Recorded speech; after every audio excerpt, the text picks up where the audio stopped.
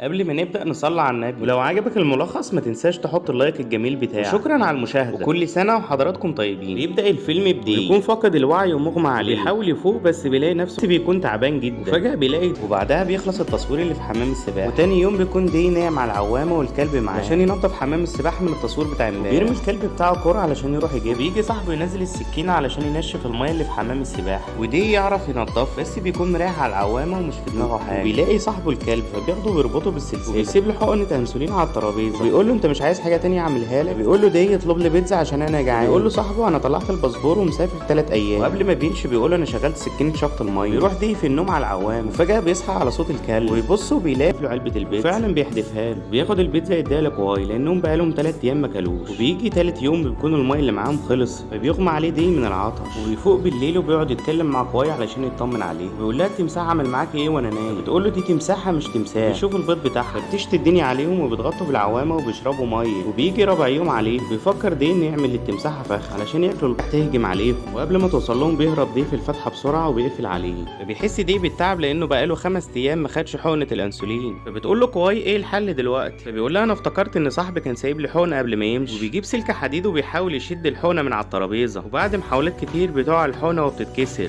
فبيفقد دي اخر فرصه ليه. فبتحاول كواي تتكلم معاه وتشجعه، وهو قاعد فبيحرك ايده وبيتفاجئ بعلبه السجاير وفيها الانسولين بتاعه. نعرف ان العلبه وقعت من صاحبه في ماسوره الصاج. بياخد دي الحقنه وبيرجع له الامل من تاني. وهم قاعدين فبيسمعوا صوت الكلب، بيبصوا على الفتحه فبيلاقوا طياره صغيره معديه من فوقيه، ويقعد دي يصرخ بقى على صوته بس محدش بيسمعه. بيقرر انه يرجع لحمام السباحه على امل ان حد يشوفه وينقذه. تفضل كواي في ماسوره الصرف لوحدها، بيطلع من الفتحه وبيبص وبيلاقيها طياره لعبه. فضل دي يزعق بصوت عالي على امل ان حد يجي يساعده. وفي اللحظه دي بتقوم عاصفه هواء شديده وبتقطع السلك اللي كانوا منشرين عليه الهدوم بتاعته، وبيقع في حمام السباحه. وبيبدا دي يمسك في السلك علشان هو ده الحل الوحيد انه يطلع من هنا، بس للاسف بيكون سلك شائك وبيقطع من على ارتفاع عالي. تتكسر رجله وبيجيب خشب وبيعملها بشريط اللاز، وبعدها بيغمى عليه. ولما بيفوق بيلاقي ايده بتجيب دم، التمساحه بتعضه من رجله، فبيقعد يضرب فيها بالجردل فبتبعد عنه. بيدخل الليل عليه وبتبدا السما تمطر. بيحاول يتخلص من التمساحه لكنه مش بيقدر، فبينزل في ماسوره الصرف علشان يهرب منه. وهو جوه بيشوف فتحه قريبه منه، فبيروح بسرعه وبيخلص فيلمنا. ان عجبك الفيديو ما تنساش تشترك في القناه وتفعل زر الجرس عشان يوصلك كل جديد. اشوفكم على خير.